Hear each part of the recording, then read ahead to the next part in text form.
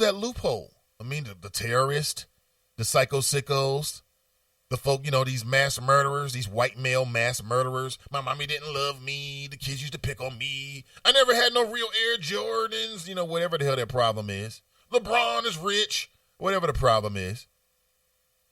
Because that's lethal. Imagine if one can blow off a couple of fingers. Imagine what 10 can do. It'll probably blow off your hand. And if 10 can blow off your hand, what about 1,000? What about 10,000? That's dangerous. Very dangerous. Do you have any firework, or do we have any firework fans, firework enthusiasts? That's what I call them. These adults who get really, really psyched up about fireworks. Like, girl, get in the truck. We're going to Indiana. We're coming back with a boatload of fireworks. And it's like the adults are into it more than the children. Who are these people? Who are you? What in the hell? Fireworks, I mean, these people, I guess there's a certain mentality out there or mindset that really, really, really likes to see explosions. They like to see things blow up. Now, I don't know if that's just like some natural curiosity or if there's something about destroying things inside of them that they need to do. I don't know. Is it immature? Is it childish? I don't know. I will tell you that the day after, I'll be laughing at you. Oh, yeah, it's typical. Make sure you listen to the show the day after the July 4th, because I'm going to go through the internet and search exclusively for adults who were injured by fireworks and talk about them on the show. Idiot. In fact, that's one of my Gilligans of the week. All these future Gilligans who I know are going to blow off fingers, take out an eye. I mean, could you imagine being rushed to the hospital and everybody's there and you're laying up in a hospital, right, on July 4th because of some fireworks, man? Can you imagine that? The hell is wrong with you? 45 going on 15. Come on now, grow up. Rhonda writes, good morning. Yes, I am early today and get to listen to the whole show live. Glad to have you, Rhonda. Kush writes, good morning, Chop Shop. Be great today. Jericho writes, good morning. It's Friday. Absolutely. Absolutely. Casey writes, good morning, team and I am at the on an exercise bike and ready to chop it up. See, Casey getting it in. Getting it in. It's possible. Tracy writes, Stacy Dash. Why would that be? She says something new. Have you heard about the latest as a results to MSD?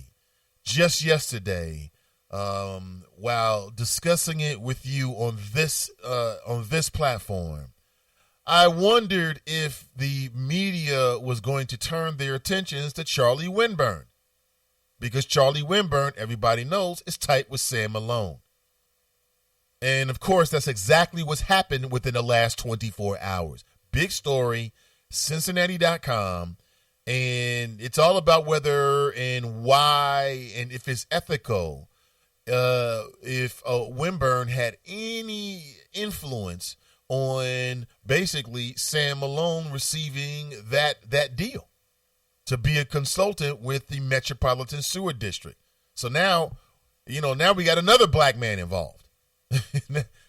So I'm going to ask again, is the local media trying to create a portrait of who did what and who was wrong at MSD?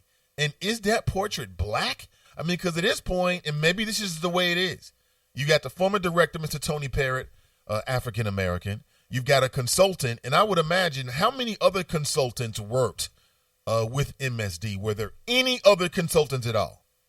Now, they may not have had a situation as unique, and that's the way it's been written several times in the Cincinnati Enquirer or Cincinnati.com, their web portal.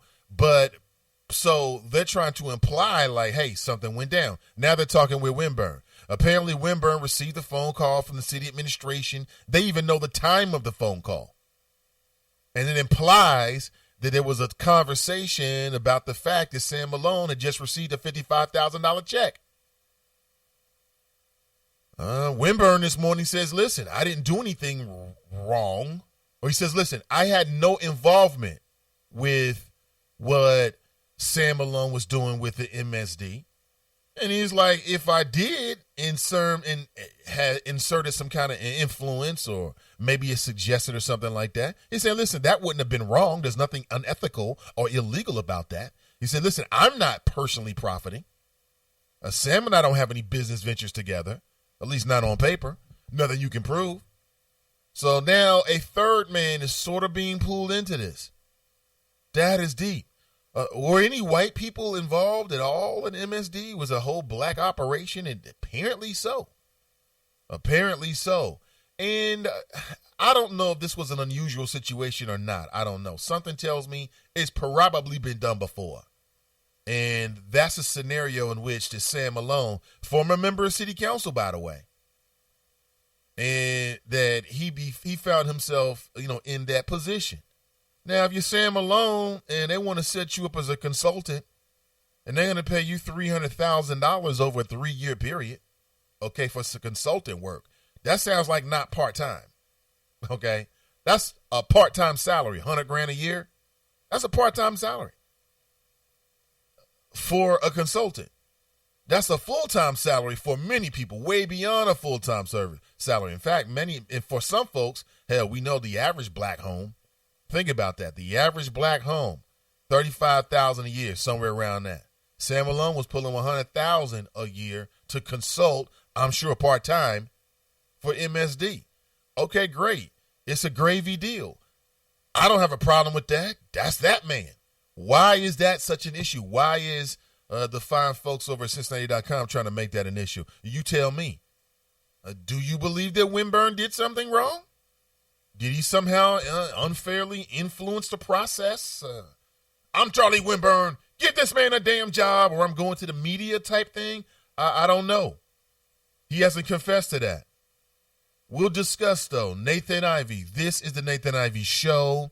Of course, powered by the good folks at Superlative Media. Currently 7:25 a.m. Today is Friday, July 1st, 2016, and we'll be back right after this. Okay, so 5 tacos of cheese and a large soda, that's $10,012. Please drive around. Wait, 10,000 what? It's obvious you're buzzed and driving. I've only had a few. I'm fine. Yeah, the food's $12, but getting pulled over for buzz driving could cost you around $10,000 in fines, legal fees, and increased insurance rates. Please drive around. Actually, just park and come in. Nothing kills a buzz like getting pulled over for buzz driving, because buzz driving is drunk driving. Brought to you by the National Highway Traffic Safety Administration and the Ad Council. I wish I was in school. I wish I was in school. I wish I was in school. Summer isn't fun when you're hungry. If only I had a big test today. Or a book report to give. Give me a math quiz. Give me some homework. If your child relies on free school lunches, we can help provide them with free meals this summer. I'll stay after class. I'll clean the chalkboard. I'll keep my desk real clean. So they can stop worrying about food and start focusing on fun. I'll do extra homework. I'll clean the class pet's cage. I'll skip recess. School might end, but free lunches don't have to. I wish I was in school. I wish I was in school. If your child relies on free school lunches, we can help provide them with free meals this summer. Visit feedingamerica.org/summer meals to find your local food bank for help. Once again, that's feedingamerica.org/summer meals. Together, we're feeding America. A message from Feeding America and the Ad Council.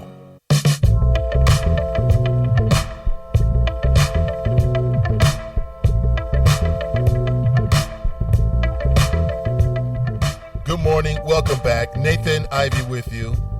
Welcome to the Nathan Ivey Show, your morning destination for interesting conversation. Let's get into it, shall we? Good morning to you. I am on the fireworkssafety.org website, the National Council for Fireworks Safety. And the National Council for Fireworks Safety? Is that a nonprofit? And they've got recommended safety tips. Obey all local laws regarding the use of fireworks. Seems to make sense.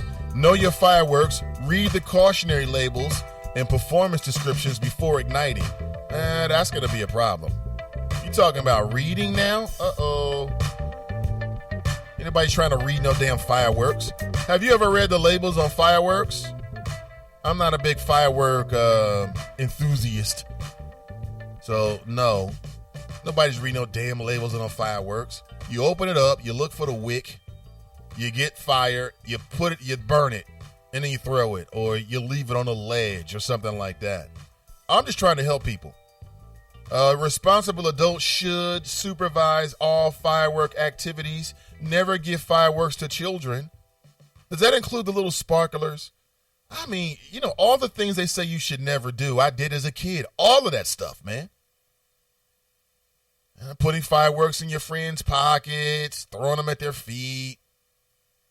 When they're terrified, damn near ready to piss on themselves. You laugh. You laugh. Throwing them at your brothers. It didn't hit you. It's called firework dodge. And basically, you got to dodge the firework or the firework will ignite on your skin. That's fun stuff to kids. And that's why there should be an adult around. Jason Pierre-Paul, who knows a lot about doing dumb stuff because he blew off 2 of his fingers a year ago, plays in the NFL with 2 less fingers. He's saying that he says basically leave the fireworks to the professionals. Damn it, you know what? I think I agree. Go see the Rockies? Go see the Rockies. If you live in Cincinnati every single year, a lot of people go down to the river, and it's one of those cultural things in the city. And I think I've done it once or twice in my lifetime when I was very, very young, because in the local media, they make it to be such a big thing. You got to go see it. But I'm telling you, you got to get there early because people are laying out to see the fireworks on the river.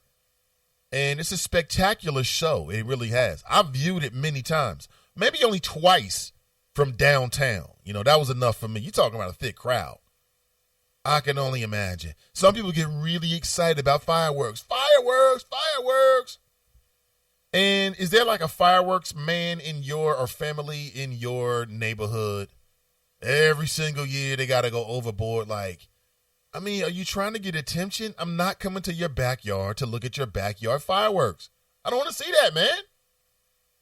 Invite me over when you got something worth my time. I'm sorry.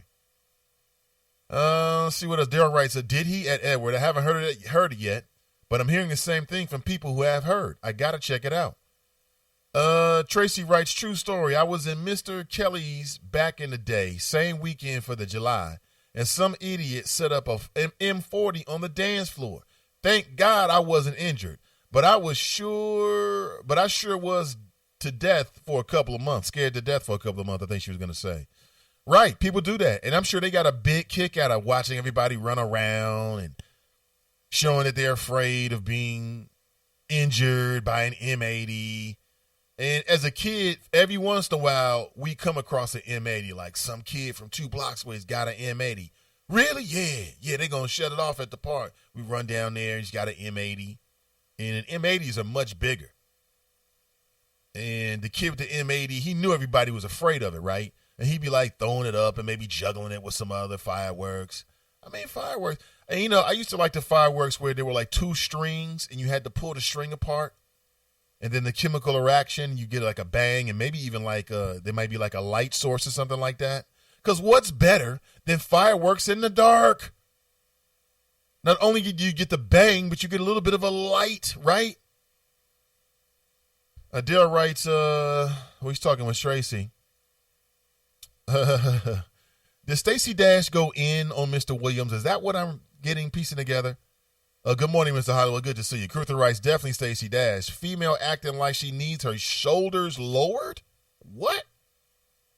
Kashana writes, good morning. We used to chase each other in cars with bottle rockets, too. Shaking my head. What? In cars? That sounds like fun. Dangerous as hell, but fun. So you're driving around in a car, and somebody is holding the rocket, or maybe you got the rocket in some kind of like a bottle or something like that, pointed it at the car. Really? What happened? Tiffany writes, my little brothers and I used to hold firecrackers in our hands and let them pop when we were kids. And we used to throw them at people. We were bad. Tiffany, you weren't bad. You were just a kid. I mean, when you're a kid, this little rocket's not going to do anything. I'm all powerful. I've got boundless energy. I'm omnipotent. I'm never going to die. I'm much, much